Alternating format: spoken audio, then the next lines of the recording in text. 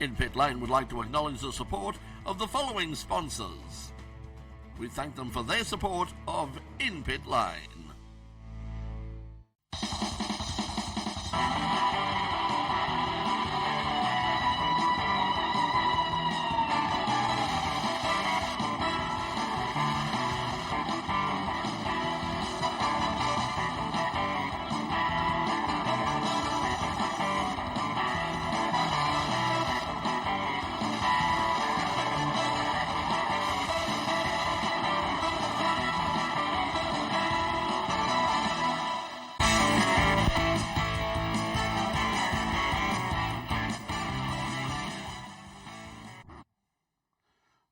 I don't know, why do they call it Red Tube?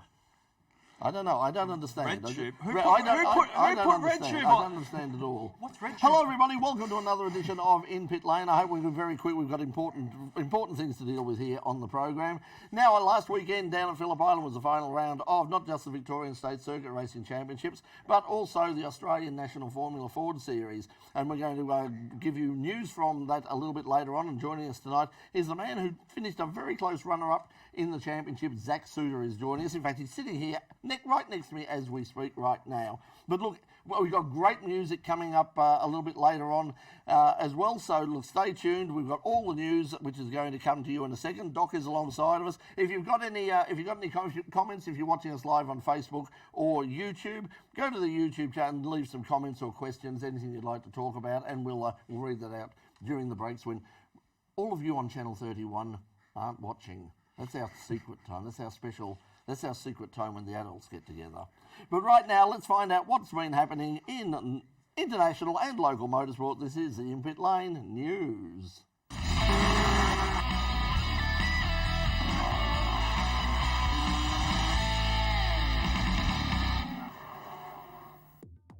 Sandown may officially be the retro round for the Australian Supercar Championship, but special Bathurst 1000 liveries are now also all the rage. And Red Bull Racing have released one of theirs. The Jamie Wynn Cup Craig Lowndes Commodore recalls the earliest days of the Holden dealer team Tiranas with Peter Brock and Colin Bond.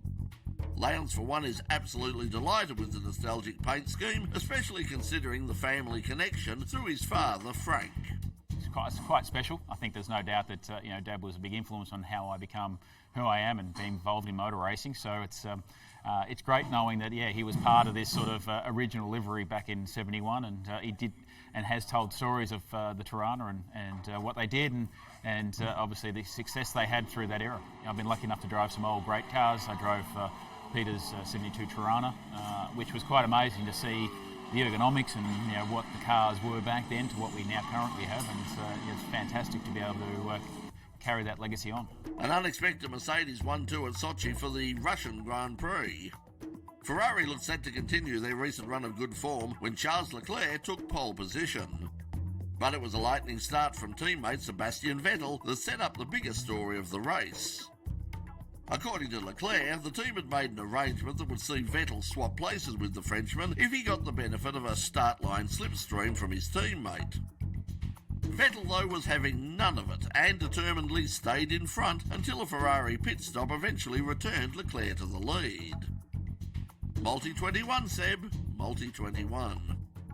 Vettel's race didn't last long, though, after a power unit failure, and with his car stranded on the circuit, out came a safety car that effectively handed the race to Lewis Hamilton and Mercedes.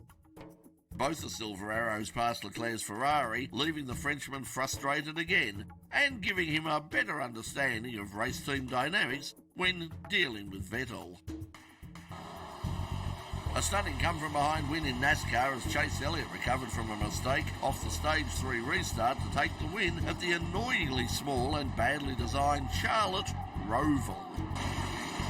Elliott made an amazing comeback after crashing into the Turn 1 tyre barrier with 45 laps to go.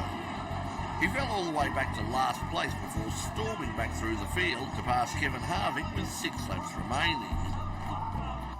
But the main drama was between Bubba Wallace and Alex Bowman. The two had diced right through the race when Bowman appeared to deliberately tap Wallace into a spin. A furious Wallace confronted Bowman after the race, throwing a drink over him as he was being treated for heat exhaustion after taking second place. good old boys will be good old boys. In NHRA drag racing, it was a family affair in both nitro classes at the 8th Annual NHRA Midwest Nationals at Madison Motorsport Park. In Top Fuel, Billy Torrance beat his son Stephen in the final round with a 3.835 at 514.45 kilometres per hour. It was the second time that they've met in the finals, with Steve taking the first matchup. Sean Langdon beat teammate J.R. Todd in Funny Car in an all-Kalita Racing final round. Langdon, a former Top Fuel champ, became just the second driver in NHRA history to win in both nitro classes at the track. Eric Arendez snapped a winless streak in Pro Stock that has stretched back to early last year by going 6.59 at 335.32 kilometres per hour in her Camaro to beat Matt Hardford in the final round. And Karen Stouffer picked up her first win in 4 years in Pro Stock motorcycle on her Suzuki to beat points leader Andrew Hines in the final. Stouffer and Ender's win marked the first time in NHRA history that women drivers have won in both Pro Stock classes at the same event. And that's the In-Pit Lane Motorsport News for the week commencing Monday, September 30th, 2019. We'll have more news next week.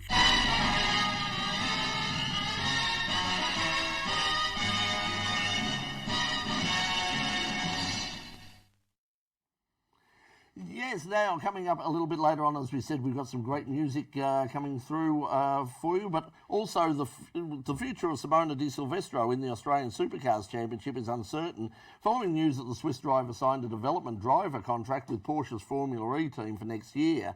Di Silvestro was said to be looking for new opportunities following a fairly disappointing stint in one of the Kelly Racing Nissan Altimas.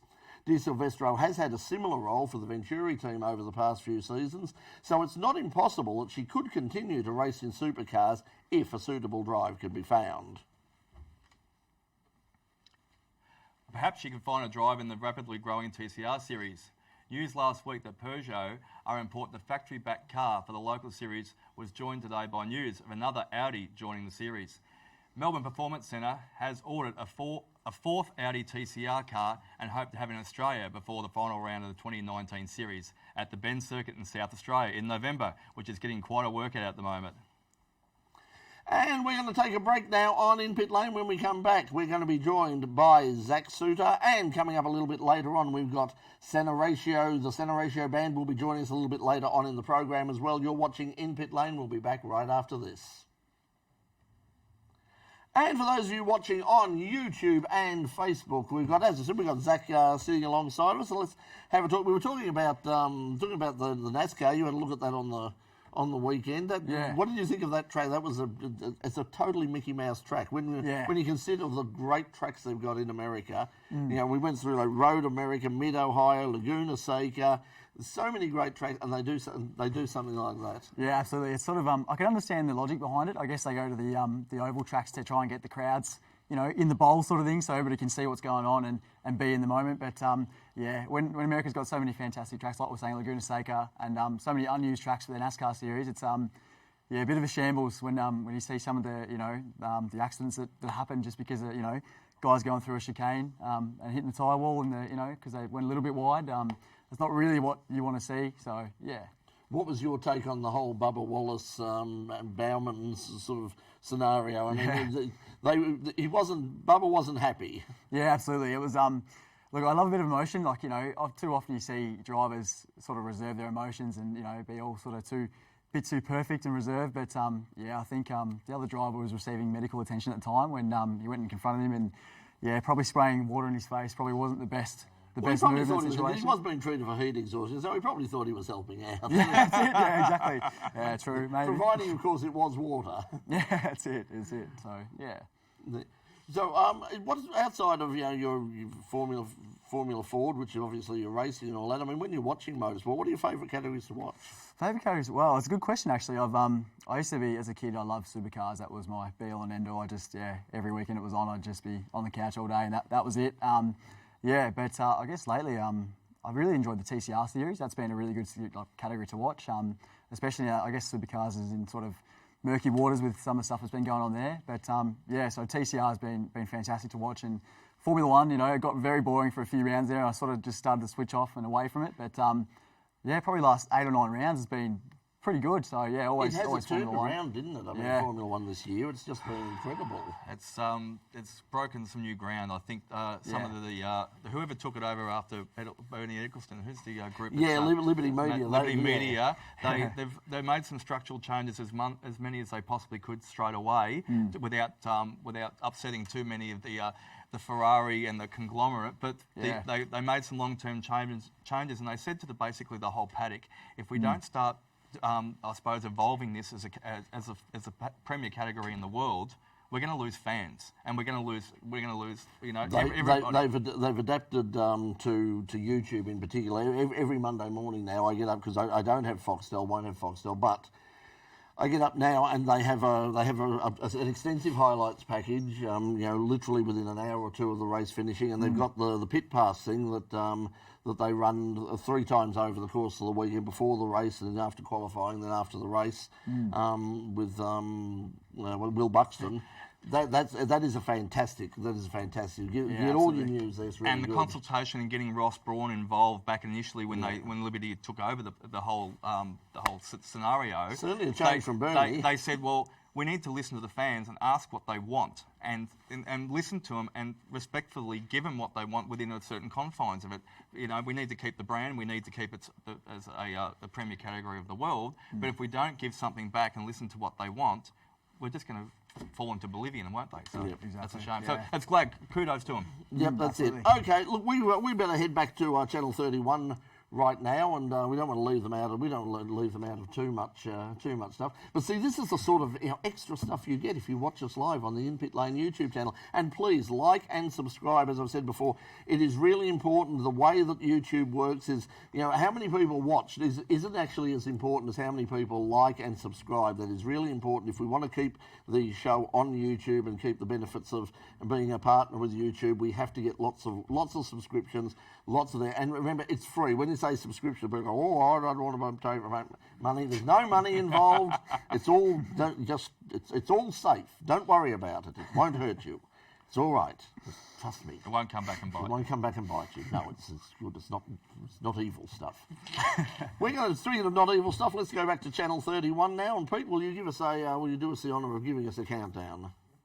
5, 4, 3. Welcome back to In Pit Lane here on Channel 31 Melbourne and Geelong. Speaking of Geelong, our guest tonight is from Geelong. He's part of a motorsport dynasty. His father was on this very program many, many, many years ago. Pete's looking worried. Pete, why are you looking worried? No, Pete's not looking worried. He's giving me the thumbs up. Pete, our floor manager, was looking very worried and there, but we're okay. Zach Souter is joining us tonight. He's just finished second in the Australian Formula Ford Series, and at Phillip Island on the weekend. You'll see some of that coming up in the third segment. But for now, Zac Souter, welcome to In Pit Lane. Cheers, thank you very much. Thank you for having me. It's a pleasure to be here. Now, it was very close. You won on Saturday afternoon, which set up for a possible championship win. Tell us about Sunday. You just missed out. Yeah, unfortunately. I knew coming into the weekend it was going to be very tough to sort of top Angelo. He had a very consistent season and obviously was very quick. And I think he had a 27-point lead going into the weekend. But, I love Phillip Island. It's one of my favourite tracks, and just sort of set about just doing the best I could with what I had. So, yeah, went out on Saturday, qualified on pole, which was just fantastic. And then, had probably one of the best races I've ever had in race one with young Tom Sargent. It was just had a fantastic wheel-to-wheel battle. And I think we passed each other twice on the last lap of the race, and I just pipped him to the line. So I think heading into Sunday, I closed the gap down to 19 points. And I knew that I had to finish ahead of Angelo in race 2 of the weekend, and knew it would be a long shot still, but I thought maybe I had a bit of motivation from Saturday. But bucketed down just before a race on Sunday morning, and which I was sort of okay with. I thought, well, it's more opportunity for maybe things to go wrong for maybe Angelo, maybe keep me in with a shout. But no, I got a shocking start, unfortunately, off pole. Fell back to 5th and had contact with another competitor I got ran into the back of and half spun, and it all didn't fall my way. And Angelo did a great job. He come through and he won the race and wrapped up the championship there and then. So it didn't quite pan out, but still very proud of what a little family-run team has achieved against guys like Sonic Motor Racing Services and Ball and Motorsport and all those sort of long-running teams. So Brett Francis from the BF Racing team was integral in your season this year. Really uplifted it from took it up to the next level. I'm sure you owe him a few thanks there as well, though too. But congratulations anyway, not just winning the second. You also won the Privateers Championship, so well done on that. 7 rounds, only 18 points short. You're very consistent because looking at, I'm not a huge stat man, but 24, 25%, is it consistency in Formula Fords when you've got a category with a race participants of like 25, 30, 40 competitors sometimes? Yeah, absolutely. Like consistency is key in Formula 4 when there is, such a depth of talent, I guess, in the field. And yeah, that was the key for Angelo, I think, in the end. Like, he, at the start of the season, he didn't have any crazy, he wasn't going out winning every race or anything like that, but he was really consistent. I think there was basically 5 of us that were in contention for the championship throughout the year. I think the 4 of us sort of, we had our sort of accidents and bits and pieces happen, and I had personally had a mechanical DNF when I was in second in a race at Sandown and things like that, whereas, Angelo sort of stepped up at the right time and won quite a few races and was very consistent. That's what won him the title in the end, so just being fast and consistent, really. You mentioned the fact that it's a family-run team, and I think that was one of the things we talked about a few weeks ago with Paul Ziddy in terms of why Formula 4 didn't work out. I mean, yes, there are those big-budget teams like Sonic and who, the people are spending some serious money there, but there are teams like yourself who aren't spending anywhere near that amount of money, but you are still competitive. Yeah, absolutely. I think that's why I love Formula 4 so much, because, it sort of breaks that ground between, being a big professional team and being someone like ourselves, a family team. So, you can come in and not, as such, spend as much money as what some of the teams were, but you can be competitive. And, I guess we didn't have the biggest of budgets, but, we worked really, really hard and over a 3-year period, basically. And Dad and I went from not knowing even to where to put the fuel in the car when we first bought it and having no idea what springs were on it, all sorts of stuff like that, to, in the end, we had a pretty good grounding on it. And, with Brett Francis' help, as you said before, this year, we joined with him and, he took things to another level and we were able to, really take it up to Sonic. And unfortunately, we just missed out, but still really proud of what we achieved. I mean, it'd be a bit confusing for the old man. I mean, there's one extra wheel there. I mean, because, of course, Shane was one of Australia's top international sidecar riders. Was there any thought about going into that sort of area, into 2 or 3 wheels? Yeah, absolutely there was. I think that's what he was pushing for that for a long time. He really wanted me to have a go at sidecars. And when things were really hard in Formula Ford in the early days, he said to me, if you're in a sidecar, I think we could be going a whole lot better, and, just really, really driving that into me for quite a long time. But, I've always been a car racing man. Like, I love going to the racetrack with Dad as a kid, and always love helping out in the sidecar, and they're an absolute spectacle. Like, if you've never seen sidecar racing, I strongly recommend getting down to a track and watching, because it's just, 2 blokes going at it, one bloke hanging off the back of off the side is just bizarre. But the passengers are mad. Oh, they're absolutely mad. Certified. They take them straight out of the straight jacket. They just put them straight in there, and he likes that. Quickly, 7 wins, 12 podiums, 3 poles this year. Congratulations on the 3 poles. Cheers. 2 fastest laps as well, though, too. So you must have been cracking along. Yeah. And I know the adrenaline's still pumping a little bit, and it's still raw from the weekend. But what do you think you really need? What do you need to focus on next year to take it up to the next level to get that top podium spot? Well, I think it's sort of just consistency, really. Like, it's funny. Last year we finished 3rd in the championship, and we didn't really have, didn't win a lot of races. Just really, really consistent. This year won a lot more races, obviously, but just a few mechanical dramas that were out of our control. Like, I had an input shaft snap when I was in second at Sandown. You have your good days and your bad days. Yeah, exactly. But unfortunately, a few too many bad days. Most of it wasn't really in myself or the team's control. It's just things that happen on track, So you are going to run Formula 4 again next year, or? No, not at this stage. I don't think so. We're going to. The plan is to try. I'd love to be involved in the TCR Australia series. We're going to sort of, at the moment, looking at what's possible there.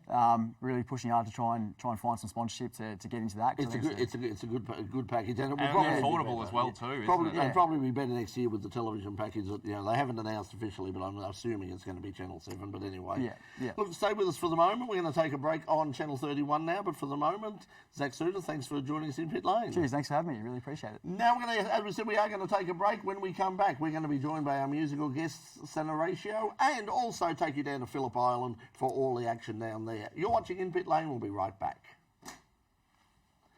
Okay, can we get the guys in from the into position, and we'll get some music from. Ready, please, Mr. Music. Ready, please, Mr. Music. Yes, and we this is our biggest band. We had it a couple of weeks ago. We had the guys from Interstellar Gator in, and they set the place on fire? They set the place on fire. It was like a rocket ship taking off here. That was just a warm up for what you see. I mean, they were like a small band. We've got the biggest band we've ever had on the program, and you're going to love this. If you love your jazz, you're going to absolutely love this. And if you want to see the band in action, October the 8th, which is coming up very, very soon at the Nightcat in Fitzroy. They're also October 27th, end of the month, a day on Dalgety. And there's Sunday sessions at Southern FM. That's the community station, the radio station down there. You know about Southern FM, wouldn't you, Doc? I certainly do. I've caught up with them from time to time, a great radio station. You can hear Doc occasionally on Casey Radio. I am on Casey. Actually, just a shout out, we'll be doing the Grand Prix, which is a massive event for the the whole Grand Prix Victoria. run, yeah. Grand Prix runs in 2 weeks' time. We block off most of Cranbourne. Actually, I think it's half the state. But anyway, all the road from Cranbourne to Phillip Island is blocked off. Only kidding. But thousands of bikes do line up at Cranbourne. We wave the checkered flag off, and it's a great morning. Huge social community event and great fun. Come down and join me. Yeah, so head down and Doc will be there. Unfortunately, it's the same weekend as Phillip Island Historic too, which is a bit of a pain in the arse. We have to cut ourselves into we're going to cut ourselves into several pieces. But MotoGP, Phillip Island, Sandown Historic is going to be a big weekend of motorsport. But right now, as I said, our musical guest tonight is Sanaratio, and they're going to join us right now with their song "It Is Surprised."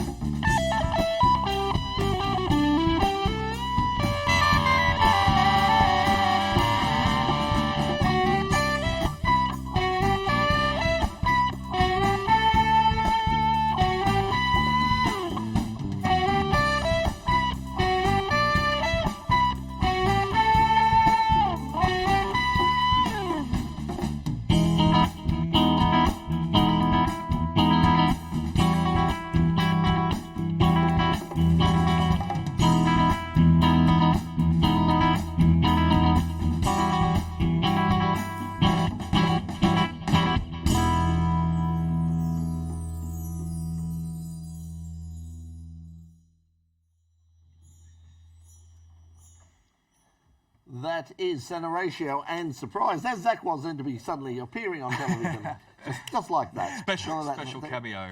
Thank you, guys. So you're playing, you've got a couple of gigs coming up. What can people expect if they turn up to one of your gigs? Is this sort of the... Because sometimes you're even bigger, aren't you? Yeah, sometimes we have a keyboard player and a trumpet player, so hopefully they can expect some good music and a bit of variety in styles. So. How did you get John Lennon to wear a Terry Talling hat for the night, though? Sorry, I didn't realise he was going to come back for this just to play this gig for us. I'm thinking more Hunter S. Thompson, actually. No, great work, guys. Good Thanks, stuff. guys. We'll just stay with us, and we'll get you to play us out at the end of the program when we come back on Channel 31, which we're about to do after we go to our... We'll come back in on What's On. On What's On? And you have 30 seconds to do a little bit of chat, and then you have 45 seconds... For the band. Yeah. We can do that. So, okay. Good. I'll my quick question. I'll be talking to you about. Yeah.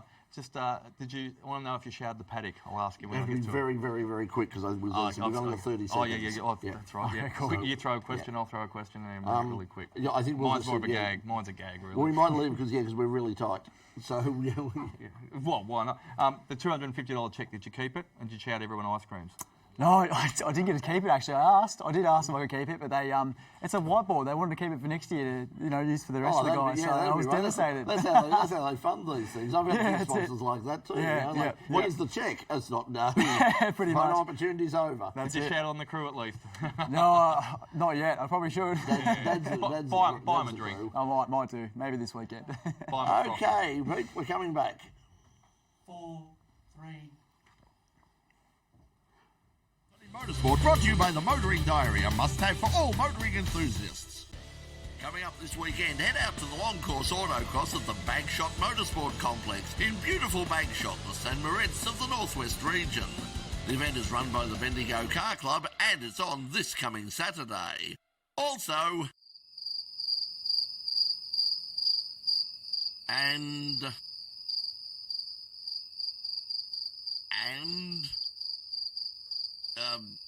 Anything? No?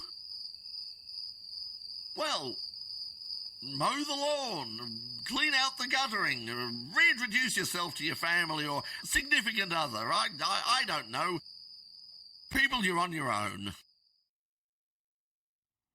Just quickly, I was chastised because, in fact, coming up this weekend, down back at Phillip Island is the Australian Superbike Championships. So head down there. That'll be a big 2 days of motorcycle action. Now, down Phillip Island last weekend was the final round of the Victorian State Circuit Racing Championships and the Formula Fords. Let's take a look at some of the action from last weekend. When CAMS announced the death of Formula Ford as a national category several years ago, quite clearly the participants in the Australian Formula Ford National Series didn't get the memo. With a healthy field of 33 cars, 20 of them the more modern Duratec-powered versions, it was quite clear that despite the best-laid plans of the sport's governing body, the now 50-year-old category shows no sign of going anywhere in a hurry. Winning the weekend's second race was enough to seal the 2019 championship for young Melbourne driver Angelo Mazouras, who ended the charge by another young Melbourne driver in Zac Souter. Souter won the first race to give him an outside chance at the title. The feature race was therefore a straightforward, old-fashioned winner-takes-all shootout, and what a close tussle it was. Mazouras led early from pole before Souter took over, with Cody Bircher third before Jay Hansen grabbed that place on lap 3. 2 laps later and Hansen had passed Mazouras and stood out after the leader in search of his maiden National Series race win. And on the last lap, he nailed it, passing Souter at the end of the main straight, holding on to take the biggest win of his short career. Obviously starting 6th on the grid, we knew we had work to do and had to move forward, so that we did, and hard-fought race with Zach, Angelo and Cody Bircher, and fortunately we were able to come out on top. Our long-term goal is obviously to make V8 Supercars, which is a lot of Australians' kids' dream, and it takes a lot of money and work, so we'll see how we go and we'll just take it year by year. In the battle for the Victorian State Championship, a 10th place for Ben Dahlia was enough to give him the state championship. In other races on the card, Dean Cam in his Trans Am Corvette won the opening 2 races for the big sports sedans. But it was returning champion Rick Newman in his Falcon who came out on top in the feature race to pick up the overall victory for the weekend. Once again, there were big fields in improved production, and it was Adam Poole all the way from Western Australia in his all-white Monaro that dominated, winning all 3 races ahead of the Commodore of 2019 Vic State champion Luke Gretsch Combo, who had a brilliant race-long battle with the very fast BMW of Nathan Robinson. There was a slight increase in numbers after what has been a disappointing season for the sports cars. The Ferrari 458 of Wayne Mack was a highlight of the weekend, the car looking and sounding every bit the thoroughbred that it is. Mack was dominant in the sports car feature race, but a brief but heavy shower of rain did provide some entertainment, courtesy of a Mr. David Stillwell in the Mustang. Despite stalling on the line for the 2nd race in a row, Stillwell revelled in the wet conditions, slicing through the small field to briefly hold 2nd place. But as the track began to dry, the big Mustang fell back through the field and eventually finished 4th behind Mack, Manny Messasalma's Porsche and Brendan Wood in the Sin R1. A small field of historic touring cars made the meeting, with most competitors wanting to save their cars for the big historic Sandown event at the end of this month. It was Mustang country as Darrell Hanson won all 3 races to lead home Michael Michelli and Andrew Clemson. With the local championship scene wound up for 2019, local competitors will now focus all their attention on Island Magic at the end of November, the local motorsports annual end-of-season high horsepower party. Yes, just some of the action from the weekend down at Phillip Island. Now, taking us out tonight is Sanaratio, and they're going to be, if you want to see them this weekend, they're at Nightcat in Fitzroy. They're also going to be playing at the day on Dalgety, and you can see all the details there. So I'll look for them coming up somewhere near you. But right now, they're taking us out here on Channel 31 with their song Sunrise. So until we see you next week, this is Sanaratio and Sunrise. Good night.